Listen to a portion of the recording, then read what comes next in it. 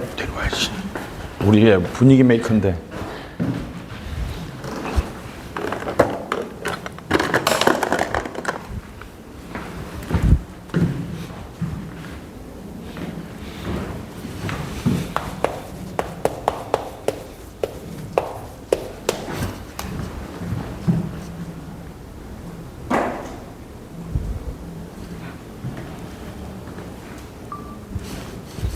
자, 우리 이제 시작합시다.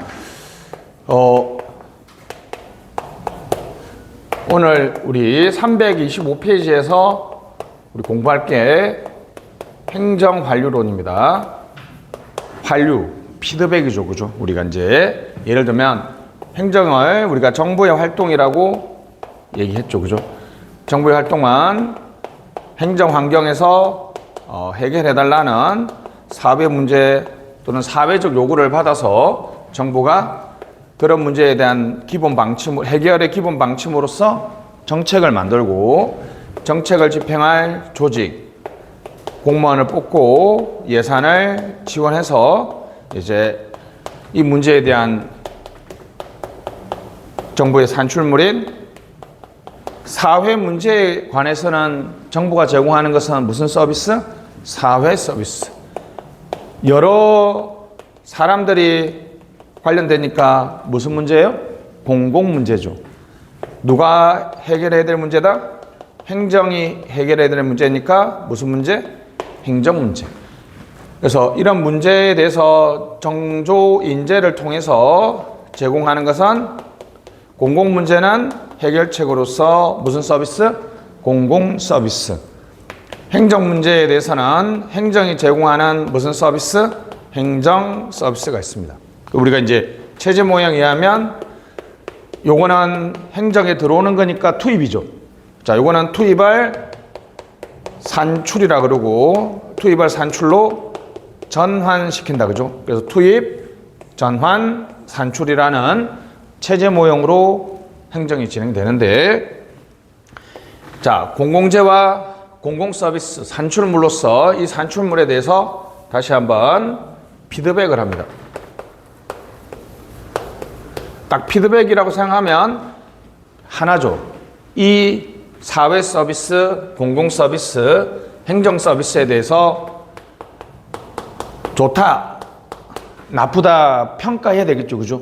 그래서 평가가 들어가면 다시 새로운 또 사회 문제가 들어와서 또 계속 행정이 유지되는 거죠, 그죠? 평가. 평가란 말은 당연히 바꿔야 된다. 무슨 조치? 시정 조치가 있습니다. 이 시정 조치를 행정에 대한 통제라 그래서 무슨 통제? 행정 통제라 그럽니다. 다시 뭐라고요? 행정 통제. 자, 조직 운영이나 인사 운영이나 예산 운영 또는 공공 서비스 자체가 제대로 되었는지에 대해서 시정 조치를 하겠다. 무슨 통제? 행정 통제. 다시 무슨 통제? 행정 통제입니다. 근데 행정 통제는 자, 요 두 개는 같은 말입니다. 사실 동전의 악화된데, 자, 행정 통제란 말은 너 잘못했어라고 개선해야 된다고 하면 그 사람이 거기에 대해서 권한과 책임이 있어야 된다는 거죠. 내가 내 애도 아닌데 나보고 책임지라 그러면 안 되는 것처럼, 그죠? 다시 뭐라고요? 책임입니다. 다시 뭐라고요? 책임. 책임은 의무죠, 의무. 그러니까 행정이 정조인재, 정책, 조직, 인사, 재무라는 이러한 전환 과정에서 법령을 위반하지 말아야 되고 성실해야 되고 최선을 다해야 된다는 뭐가 있어요? 의무가 있죠. 뭐가 있다? 책임이 있죠. 그럼 책임을 제대로 지었는지 시정 조치하는 것은 무슨 통제? 행정 통제. 다시 무슨 통제? 행정 통제.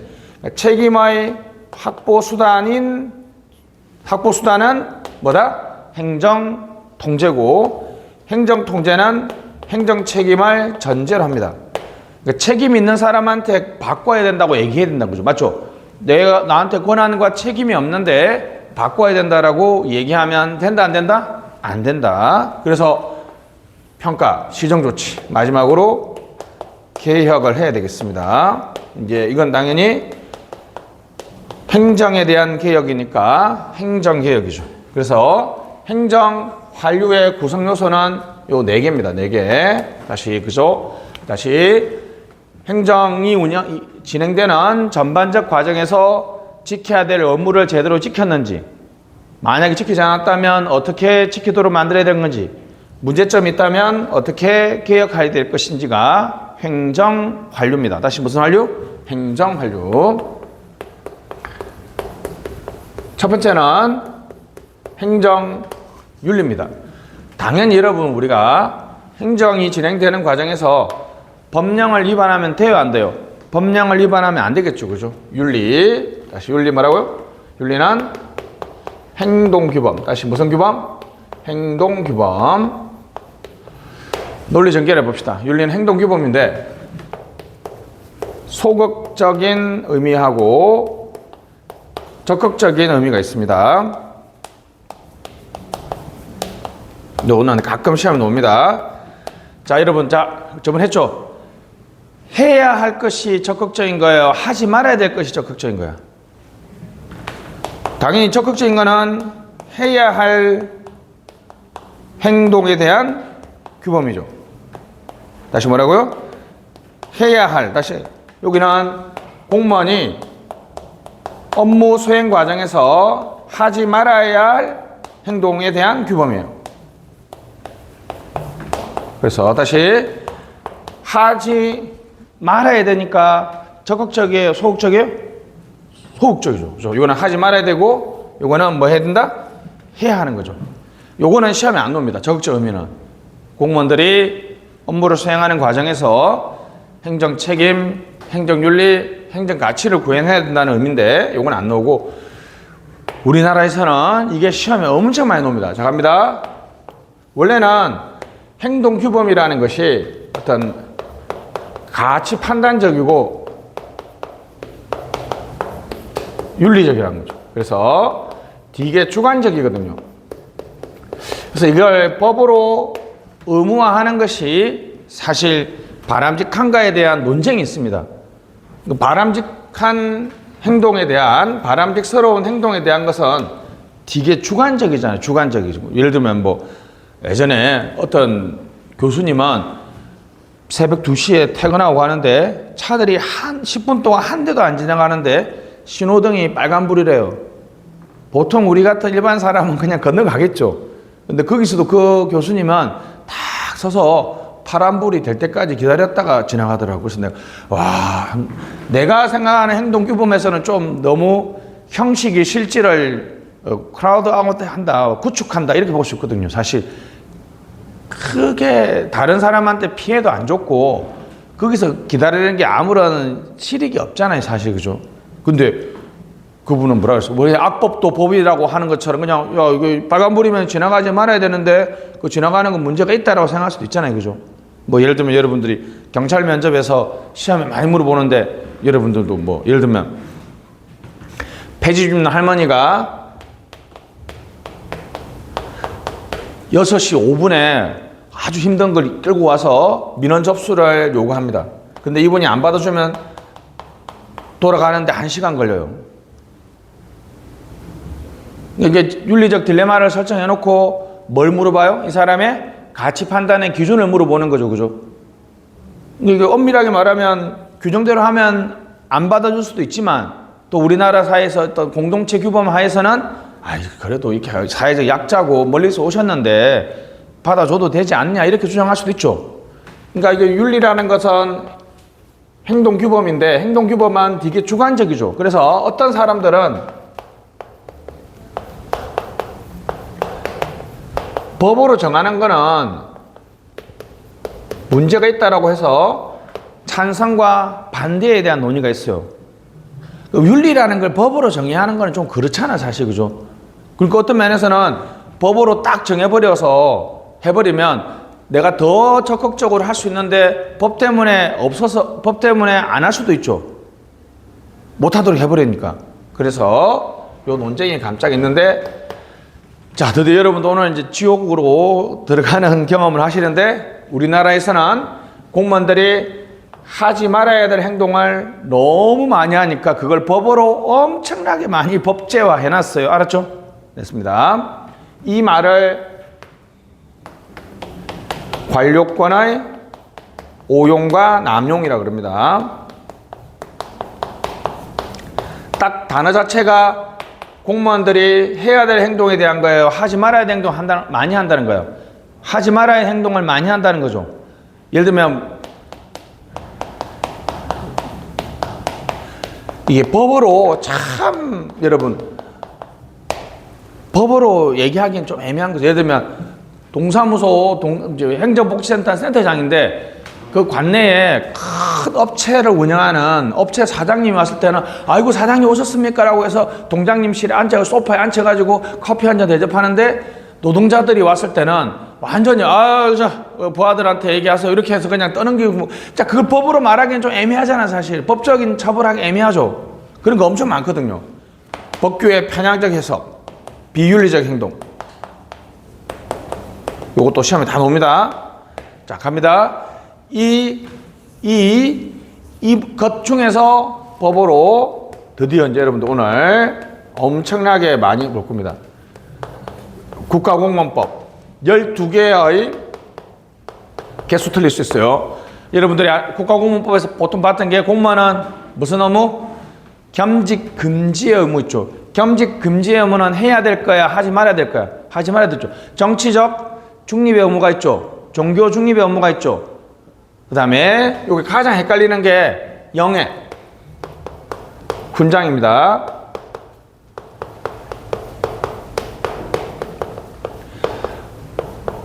무려 여러분 외국 정부 여러분들이 어디 영국에 놀러 가서 영국에서 갑자기 영국 사람들을 막 50명을 구했어요. 그럼 영국 총리가 훈장을 준다 그러잖아. 그러면 우리나라에서는 대통령의 허가를 받아야 됩니다. 대통령. 소속 장관도 아니고 누구의 허가? 대통령의 허가를 받아요. 그래서 여러분들 드디어 놉니다. 공직자윤리법. 자 앞으로 이거 구분하는 거 시험 잘 놉니다. 공직자윤리법은 재산 등록과 재산 공개 그리고 고위공직자들의 퇴직 후에 무슨 제한? 취업 제한을 규정하고 있습니다. 여기 이제 요거하고 다른 게 이 공직자윤리법에는 외국 정부 선불 요거 시험 잘 넣어요. 다시 외국 정부한테 훈장 받지 말라는 거는 어느 법에 있다? 국가공무원법에 있는데 외국 정부한테 선물을 받지 말라는 거는 어디 있다? 네. 공직자윤리법에 있습니다. 이거 좀 조금 느낌이 다르죠, 그죠?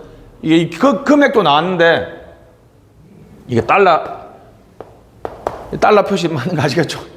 금액도 나왔어요. 몇 달러? 4달러. 재미없냐? 빨리 연호야, 자식아 좀 웃어줘. 4달러. 그래서 4달러 아닙니다. 몇 달러? 100달러야, 100달러. 100달러도 시험에 나왔어. 신고하면 여러분 줄 것 같아요? 이것도 나왔어요. 신고하잖아요. 나 외국 정부에서 200달러 받아 그러면 내놔. 그래서 국고 귀속됩니다. 그러니까 외국 정부에서 100달러 받으면 그냥 신고하지 말고 그냥 가지고 와. 알았지? 나중 걸리면 뭐 잘리면 되지. 그죠? 그 다음에 흔히 여러분들이 아는 김영란법이라고 하는 정확한 명칭이 뭐라고요? 부정청탁 금품 수수를 금지한다 그래서 무슨 금지법? 청탁금지법입니다. 요거 이제 갑니다. 자, 4, 5, 10, 1호, 30 시작. 4, 5, 10, 1호, 30 시작. 4, 5 요건 시험에 엄청 많이 나왔어요. 4, 5, 10, 1호, 30 자, 여러분들이 친구 그죠? 경조사 다 되는 게 아니야.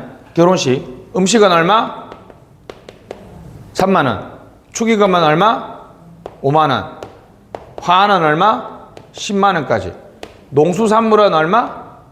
15만 원까지. 근데 자 이게 시험에 나왔어요. 명절. 추석 설날에는 농수산물은 얼마까지도 가능하다? 30만 원까지 가능합니다. 이거 재작년에 바뀐 거라서 시험에 나왔어요. 그렇죠? 자, 3, 5, 10, 1호, 30 시작. 3, 5, 10, 1호, 30 3, 5, 10, 1호, 30 봐야 됩니다. 그 다음에 부정청탁 금지가 있는데 이거보다는 예외가 시험에 잘 놉니다. 요 단어가 중요해요. 예를 들면 몇 년전가 재준이하고 내가 같은 동네에 살아. 쓰레기 처리장이 있으면 좋을 것 같아. 그러면 이제 우리 세 명이 엠빵 해서 한 돈 10만 원 모아서 이게 구청장님 10만 원 가지고 안 되겠다. 그지? 한 또 500만 원 모았다 합시다. 가서 쭉쭉 좀 이게 검 앞에 쓰시라고 주면서 여기 쓰레기 소각장 하나 만들어줬어. 이렇게 하면 이건 부정청탁이야. 근데 뭐는 부정청탁이 아니에요? 구청 앞에 우리 한 10명 모여서 소각장을 설치하라. 이거는 공개적으로 뭔가를 요구하는 거니까 이거는 부정청탁이 아니지. 그러니까 이제 요 공개적으로라는 단어를 넣은 이유가 뭐냐면 정치가들이 이제 민원 전달을 많이 하잖아요. 정치가들이 이 부정청탁에 걸릴 수 있으니까 또 시민단체들은 시위를 많이 하죠.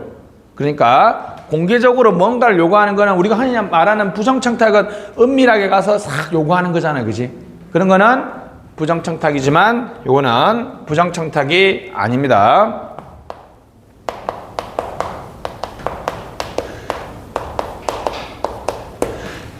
자, 국민권익위법이 있습니다. 요 국민권익위법에서는 우리가 여러분들이 많이 헷갈려 하는데 공직자들이 여러분 자 보세요. 이거 민간인이 민간 부분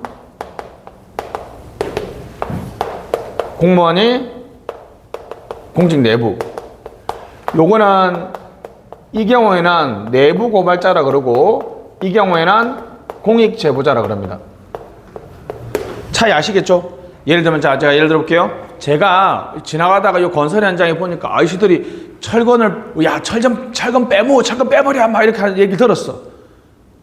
그럼 원래 철근을 10개 넣어야 되는데 5개밖에 안 넘었다는 거. 그건 우리가 순살 치킨처럼 순살 아파트가 되는 거 아니야, 그죠? 그러니까 내가 구청 또는 국민권익위원회에 요 공사 현장에서 지금 비리가 있다 하면 나는 무슨 제보자? 공익 제보자가 되는 거예요. 그러니까 내가 만약에 공무원인데 공직 내부에 지금 서로 뇌물 주고받는 걸 내가 알아서 내가 국민권익위원회에 제보를 하잖아요. 그죠? 신고를 하잖아. 그럼 나는 공무원이니까 무슨 고발자? 내부 고발자가 됩니다. 알았죠?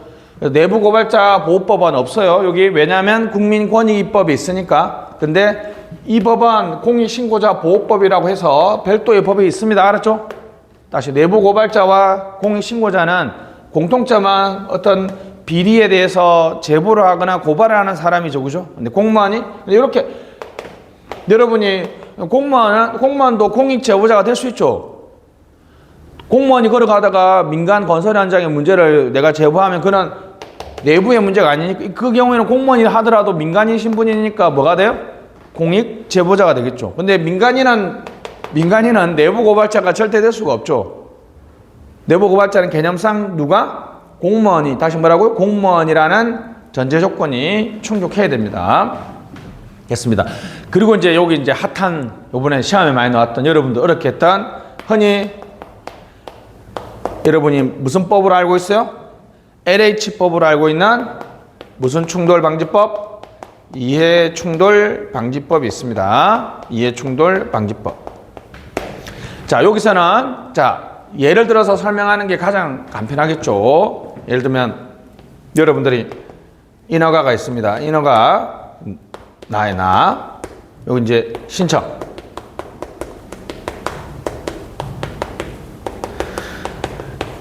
이게 한번 해볼게요. 여러분이 인허가를 실질적으로 결정할 수 있는데 이번에 인허가 신청한 신청자 보니까 이 사람은 이제 어리겠지, 그지? 그래 와서 이거 잘 보여. 근데 보니까 이 자식이 어릴 때 나 때리고 했던 학폭 가해자야. 너 잘 만났다. 이렇게 어떻게 해요? 서류가 미비합니다. 한 10번 빠꾸 매기고 이렇게 해서 엄청 괴롭힐 수 있죠.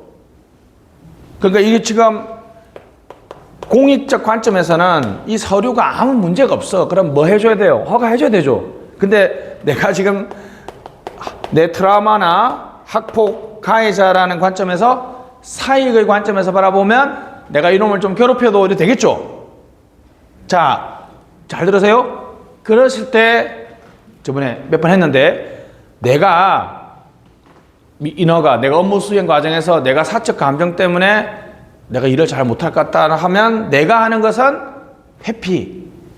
그럼 학폭가해자가 옛날에 나하고 좀 안 좋은 일이 있어서 나를 괴롭힐 수 있잖아요. 그죠? 상대방이 신청하는 거는 기피. 자, 이 사람을 직무 관련자라 그래. 다시 무슨 관련자? 직무 관련자. 핵심적인 단어는 직접적이죠. 다시 뭐라고요? 내가 하는 일에 따라서 직접적으로 영향을 받는 사람은 무슨 관련자? 직무 관련자인데, 여러분 이게 재밌는 건 그게 아니라 이거. 인허가 신청. 자, 이거 재밌는 얘기인데, 똑같은 상황인데, 이 사람은 이제 가해자가 아니라 신청하러 온 사람은 너무나 모범 시민이야. 근데 이 사람은 부부가 같이 사업을 하는데, 부부가 같이 신청서 들고 왔는데, 와이프가 학폭 가해자인 거야. 이 사람은 인허가 신청자는 누구예요?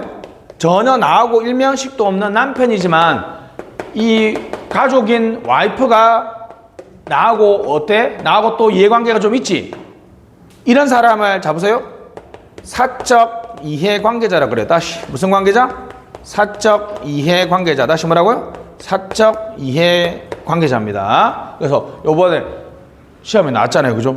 직무 관련자와 뭘 구분해야 된다? 사적 이해관계자를 구분하는 게 시험에 나왔습니다. 그래서 일반적으로 제척은 법이 원하는 사유, 기피는, 회피는.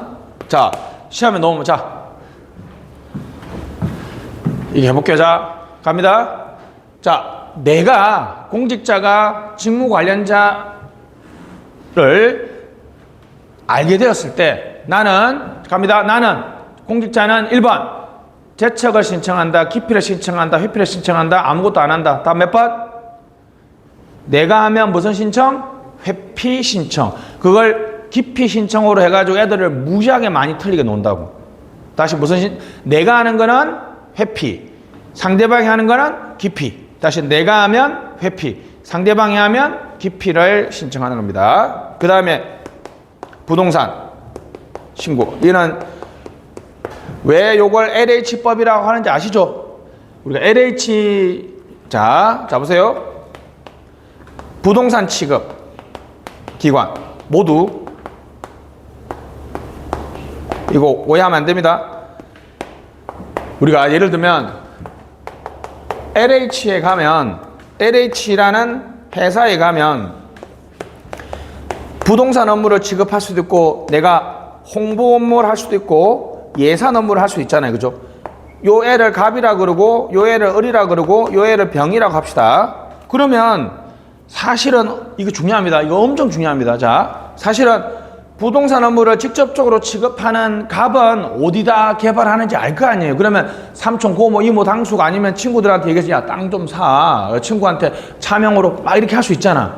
근데 알고 보면 홍보나 예산하는 애들은 어디에 땅을 개발하는지 모르잖아. 그 얘들이 우연으로 그 땅을 샀다 그러면 여러분들이 믿겠어요? 안 믿겠어요? 안 믿을 거 아니야, 솔직히. 그러니까 자 보세요. 부동산을 직접적으로 취급하는, 자, 요거 중요해요. 뭐라고요? 취급하는 업무를 담당하는 애가 아니라 부동산을 직접적으로 취급하는 LH공사하면 이 직원 전부 다야, 전부 다.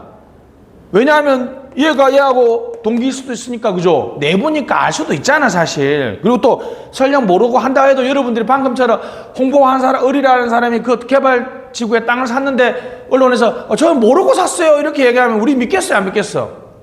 안 믿을 거 아니야. 그러니까 다시 부동산을 직접적으로 취급하는 요 업무를 종사한 사람이 아니라 직접적으로 취급하는 요 기관 있죠, 기관 구성원 모두 다가 부동산을 취득하면 신고를 해야 돼.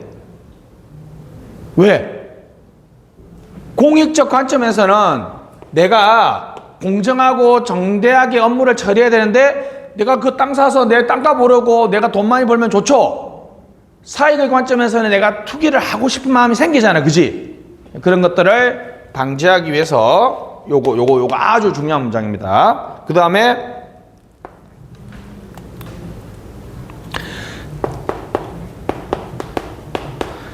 요것도 이제 아주 재밌죠. 왜 이 조항은 왜 있는지 아시겠죠, 그죠? 퇴직 공무원들하고 이제 현직 공무원들이 접촉하는 걸 제한해요. 신고도 합니다. 신고. 이건 뭔지 아시겠죠? 그러니까 여러분 퇴직 공무원이면 그냥 일반 상식적으로 보면 여러분 선배죠. 선배분이 퇴직해서 어떤 뭐 이해 관련 업체에 고문으로 취직, 그러면 그러니까 여러분들 그러면 뭐 별 달고 퇴직하면 장관들 어디 뭐 로펌에 가면 연봉이 얼마요? 1억인데 출근을 안 해. 출근을 안 한다니까. 뭐 언제만 출근해요? 그 부서에 이제 우리가 부탁하러 갈 때만 그분을 불러서 같이 가요. 그러니까 로펌에 먼저 나서는 게 아니라 그 분이 먼저 탁 나와서 탁 하면 어떻게? 준 잘 있었어? 그러면 선배님이잖아. 이 사람 선배. 선배님 어떤 일입니까? 나 여기 취업했어. 그러면 어떻게 해요? 요즘 애는 잘 크고, 그래서 어떻게 해요? 애 용돈 줘. 해서 어떻게 500. 괜찮아? 500? 500이면 영혼을 팔 수 있어? 은행 거래에 안 잡히는 500 어때? 용돈 해. 이렇게 딱 주면, 사실 우리나라 정서상, 선배님 이렇게 하기 그렇잖아. 그지? 선배님 이렇게 할 수도 있고, 그죠? 그런데 그 사람들은 마음이 흔들려요. 왜요?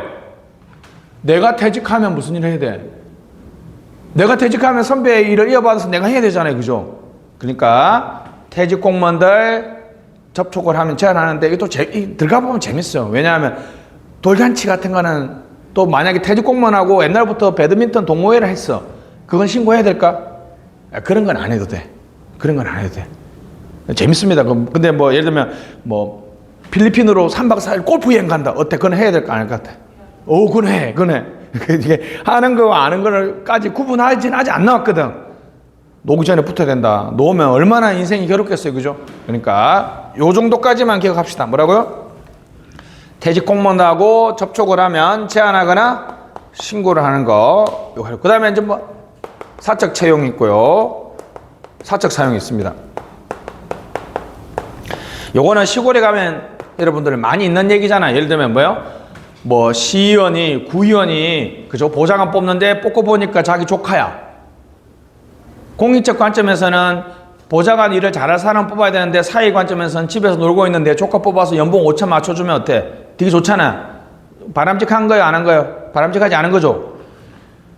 공용물의 사적 사용은 이제 군대 갔다 온 남자분들은 이게 뭐 빡 도는 거 있잖아요. 우리 사단장님이 사단님 차를 누구가 쓰고 사모님이 미용실 가는데 쓰고 애들 학원 보는데 쓰고 이렇게 했다가 별들 몇 개 날아갔죠. 그 공용물, 그 관용차는 공적인 일에 써야 되는 거지 사적인 일에 쓰면 돼요? 안 돼요? 안 되잖아요. 그죠? 이것도 이해 충돌이죠. 공익과 사익의 이해 충돌이기 때문에 안 되지 않습니다. 그죠? 그래서 이렇게 해서 뭐 물론 개별법에 몇 개 더 있는데 그런 거 중요하지 않습니다. 이건 다시 앞으로 어떻게요? 여기 있는 거. 일단은 잘 들으세요. 문제 보시면 이러한 행동규범이 어느 법에 있는지가 가장 먼저 물어봐요. 알았죠? 아까 했잖아. 훈장은 국공법, 선물은 공직자윤리법. 나머지는 잘 안 나오는데 요게 조금 중요합니다. 자, 비위면직자 취업 제한. 요게 시험에 헷갈릴 수 있으니까 가장 많이 나왔습니다. 다시 무슨 면직자 취업 제한? 비위면직자. 왜 그러냐면 자 보세요. 여기 있죠? 여기. 자, 여러분. 우리나라에서는 4급 이상인데 잘 들으세요. 일반적으로 그냥 내가 정상적으로 퇴직한 사람이 취업 제한 대상이 되면 공직자윤리법에 적용받는데 뭐로 잘린 사람? 비리를 저질러서 잘린 사람은 상식적으로 여러분 그냥 그만둔 사람하고 비리로 잘린 사람하고 취업 제한이 누가 더 길어야 돼요? 요점이요. 여기 5년이야, 5년. 여기는 3년. 근데 저는 똑같아요. 5. 예를 들면 취업 제한은 퇴직 전 몇 년 동안 5년 동안 일했던 부서나 기관과 유관 업무에 퇴직 후 몇 년 동안? 3년 동안 취업할 수 없습니다. 갑니다. 전오후 3 시작. 전오후 3. 요거는 똑같아요. 전오후 5. 이거 왜 후 5인지는 알겠지? 왜? 뭐로 잘렸으니까? 비리를 저질러서 잘렸으니까 취업 제한이 더 길어야 되는 건 알겠죠? 그러니까 이거는 앞에 단어는 필요 없어. 퇴직 전 몇 년? 다행히 퇴직 전 5년은 갔죠? 그러니까 전오후 3은 일반 취업 제한이고 비면직자 취업 제한은 전오후 5 시작. 전오후 5입니다. 알았죠? 그리고 맨날 요것만 외우다가 이거 잠깐입니다. 일반 취업 제한은 무슨 법? 공직자윤리법이면 비위면직자 취업 제한은 부패방지권익위법. 다시 무슨 법? 부패방지권익위법이야. 그러니까 취업 제한이라고 앞에 요 단어가 있으면 여러분 인생이 바뀔 수 있어요. 그죠? 그냥 취업 제한은 무슨 법? 공직자윤리법. 비위면직자 취업 제한은 무슨 법? 국민권익위법이 되겠습니다. 아, 이거 하나 더 해야 되는데. 잠깐만, 이 손으로 좀 쥐고 갑시다. 자, 없으니까. 내가 이렇게 이 한 몸 바쳐서 강의하잖아. 여러분도 열심히 들어야 돼. 자, 법으로, 자, 갑니다.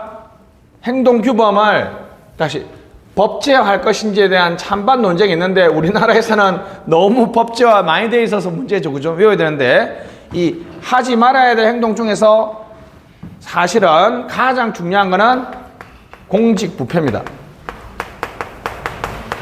또는 행정이 일으키는 부패라 그래서 무슨 부패? 행정부패. 행정부패는 여러분 공무원들이 하지 말아야 될 행동의 대표적인 거죠. 하지 말아야 될 행동 중에 가장 대표적인 거 뭐라고요? 요런 거는 좀 그냥 좀 조금 문제가 된다는 정도인데 이거는 명확하게 하지 말아야 되죠. 부패에 대한 개념이 있고 넘어가고 유형이 재밌습니다. 유형, 부패에 대한 유형은 예, 고맙습니다.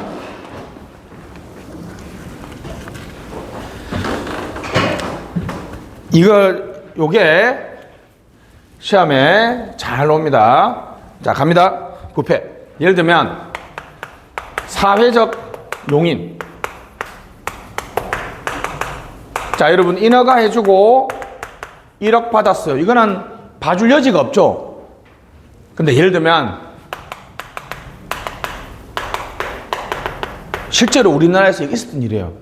소방관이 고속도로에서 사고 나서 다친 분을 빨리 실어 나가서 가장 가까운 병원에 데려다 줬는데 너무 힘들었겠죠. 그죠? 데려다 나가는데 간호사분이 안타까워서 요거 렛즙이 있잖아요. 렛즙 시원한 거 500원 하는 거 있잖아요. 그거 이렇게 하나 드시라고 준 거야. 그래서 소방관이 너무 목마르니까 한 잔 마셨는데 그걸 누가 사진으로 착각 찍어서 이거 혹시 한 잔 보내주고 돈 받은 거 아니냐? 렛즙이 안에 다이아몬드가 있을 거다. 막 이렇게 신고를 한 거야. 여러분 보기 어때요? 물론 엄밀하게 말하면 받아 먹으면 안 되잖아. 근데 우리 사회에서는 그 정도는 뭐 할 수 있어요? 그쵸. 정도는 우리 사회에서 봐줄 수 있잖아. 그지? 그래서 그림 한 거 볼게요. 요게 백색이고 요게 흑색이면 요 중간은 흑색과 백색을 섞으면 무슨 색이 돼요? 그쵸. 자, 그런데 예를 들면 방금 받아 먹었던 음료수가 에비앙 생수다. 아니면 꾸준히 받아 먹어서 현우 한번 손 해봐. 손은 딱 네가 걸리는데 만원 정도 받아 먹었다. 봐줄만 해? 3만 원 정도는 어때? 5만 원 10만 원 10만 원이 너 봐줄 수 있는 한계야? 윤정은 30, 20, 30, 50 어디까지? 3만 원. 오우. 재준이는 3만 원. 네가 역시 배포가 크구나. 주는 얼마? 3만 원? 10만 원. 저도 한 10만 원 정도는 우리는 더 금액이 높습니다. 왜냐하면 지금 급해서 안 했는데 여러분 김영란법에 또 재밌는 게 뭐예요? 1년에 얼마? 매 회계연도 100만 원 정도 명목 무관하게 받으면 이상은 받으면 안 되죠. 1년에 100만 원 정도는 그러니까 우리나라 여러분 아직 사회생활 많이 안 해서 그지? 자, 제가 지금 하는 얘기가 뭐예요? 자, 그래서 이거 만약에 지금 여기 지금 3만 원 정도를 3만 원짜리 뭐 이렇게 음료수나 아니면 이렇게 뭐 세트를 받았다고 가정합시다. 그러면 지금 우리 기준에서는 10만 원 돈 생각한 사람은 에이 뭐 그 정도는 받을 수 있지라고 생각할 거 아니야. 근데 3만 원 정도 생각하는 사람도 이것도 처벌해야 된다고 생각하는 거죠. 그러니까 어떤 일부 집단은 묵인을 해주지만 일부 집단은 묵인을 못하죠. 그러니까 봐보세요. 흑색에서 바라보면 회색은 흰색이잖아. 흰색에서 바라보면 회색은 검은색이죠. 다시 그래서 사회적 용인에 따라서 무슨 부패? 누구나 다 부패로 인정하는 무슨 부패? 흑색 부패가 있고 선의의 거짓말처럼 부패이지만 사회적으로 용인될 수 있는 사회적으로 허용되거나 용인될 수 있는 부패를 무슨 부패? 그쵸. 백색 부패라 그러고 일부는 승인하지만 일부는 승인하지 않는 무슨 부패? 극색 부패가 있습니다. 그리고 제도화된 부패. 우리나라에서는 이렇게 많이 하죠. 혹시 여러분 급행료, 촌지 급행료는 좀 안 들어봤을 것 같은데 촌지는 들어봤죠? 요즘엔 다 없어졌습니다. 자, 여러분 전자정부가 그래서 좋은데 자, 잘 들어보세요. 급행료라는 거는 우리나라의 과거에는 민원 처리할 때 자 보세요. 인허가 할 때 촌지 어떻게 주는지 알아? 인허가 서류 내잖아요. 서류 봉투 안에 10만 원, 5만 원씩 딱 넣어서 주는 거예요. 그냥 이걸 받았잖아요. 그럼 자 서류 접수 있으면 있잖아. 급행료 있잖아. 그러면 빨리 처리해줘. 했는데 너무 깔끔해서 없잖아. 그냥 이쪽에서 이만큼 쌓여있어. 일주일이 지나도 강간무소식이야. 우리 사회에서는 그게 모두 다 주고받는 걸 관행처럼 다 묵인하면 무슨 부패? 제도화된 부패가 되겠습니다. 여기 재밌는 건 비거래형과 거래형이 있는데 요거는 너무 쉽죠. 자, 인허가를 해줬더니 뇌물을 줬어요. 인허가와 뇌물을 뭐 해요? 거래하죠. 비거래형 부패는 뭐겠어요? 예를 들면 공무원이 공금 횡령을 했어요. 공금 횡령을 했는 거는 누구하고 주고받는 게 아니죠. 공금 횡령은 누구를 사기친다? 정부를 사기치니까 무슨 부패? 사기형 부패라고 그랬죠. 다시 뭐라고요? 다시 부패의 상대방이 없으면 무슨 부패? 비거래형 부패. 무슨 부패? 사기형 부패인데 거래의 상대방이 있으면 무슨 부패다? 거래형 부패가 되겠습니다. 뭐 개인적 부패와 제도적 부패가 있는데 당연히 여러분 이거 상식적으로 어느 부패가 더 발견하기 어렵겠습니까? 아니지. 조직 부패지. 왜냐하면 여러분들이 우리 이 부평협회 부천 세무서 한번 부패 쳐보시면 여러분 깜짝 놀랄 겁니다. 91년도에 있었던 사건인데 좀 연도 틀릴 수 있어요. 부천 세무서 직원이 30명이잖아. 만약에 그 30명 모두가 체계적으로 전부 다 부패 행위에 가담했어요. 조직적 차원에서 부패를 저지르면 그만큼 발견하기 어렵잖아. 개인적 수준에서 부패를 하면 개인이 실수도 많이 할 수 있고 그죠? 부패를 안 저지르는 사람하고 같이 있으면 감시 감독을 하기 때문에 어떻게 되겠어요? 부패가 적발될 확률이 더 많겠죠? 요거 하나만 시험입니다. 다시 적발되기가 어려운 거는 무슨 부패다? 조직 부패다. 조직 부패다. 됐습니다. 자, 이거는 너무 쉬운데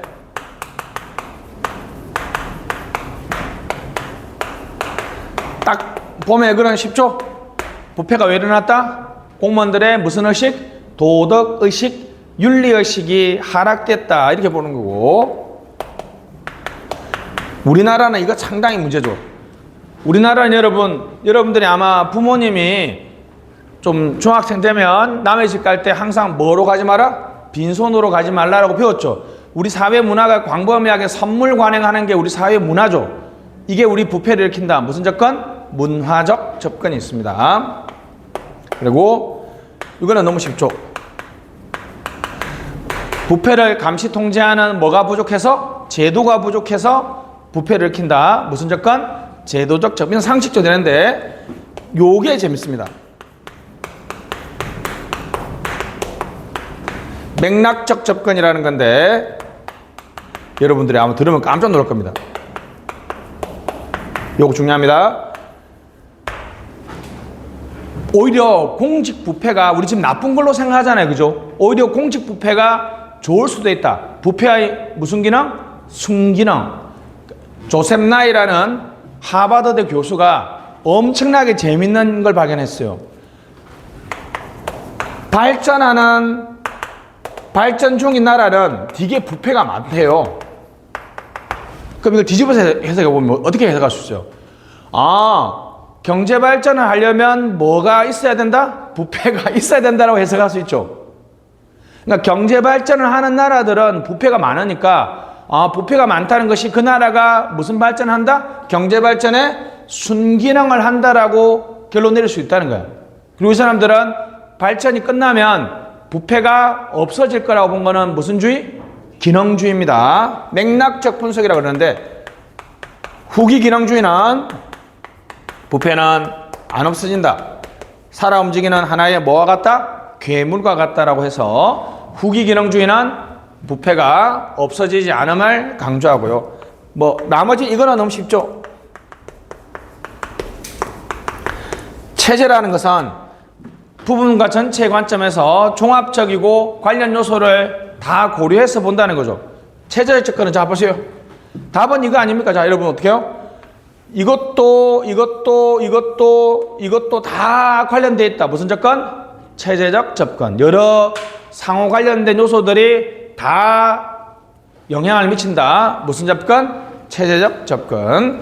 거버넌스적 접근은 정부 내부에서 거버넌스가 민간 협력이니까 정부 내부에서 부패를 통제하는 것보다는 민간 협력을 통해서 부패를 통제하는 게 좋다는 것은 무슨 접근?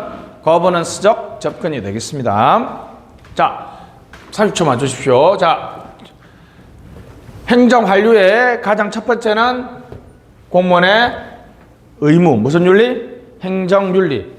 해야 될 행동과 하지 말아야 될 행동에 대한 규범이고 해야 될 행동은 우리나라 공무원들이 너무 안 하기 때문에 별로 중요하지 않고요. 하지 말아야 될 행동을 너무 많이 하죠. 대표적인 게 뭐였어요? 무슨 부패? 공직 부패. 뇌물을 받고 이런 거 많이 있죠. 그죠? 그래서 공직 부패 공부하고 나서 윤리규범을 법제화해야 된다는 찬반 논쟁이 있는데 우리나라에서는 법제화가 아주 많이 돼 있죠. 그죠? 각 법의 내용들하고 이 법에는 뭐가 있고 이 법에는 비면직자는 어디 있다? 부패방지 권익위법에 있지만 일반 취업자는 무슨 법? 공직자윤리법. 외국정부의 훈장은 국가공무원법. 선물은 공직자윤리법. 각 법의 내용들도 쭉 봐줘야 됩니다. 요즘 트렌드는 아무래도 공직자윤리법은 너무 옛날 거잖아요. 그죠? 시험이 많이 나왔으니까 항상 최근에 제정된 법 위주로 시험에 좀 많이 나오니까 좀 정리해 주시면 좋을 것 같습니다. 자, 잠시 쉬었다가 본문의 내용 보도록 할게요.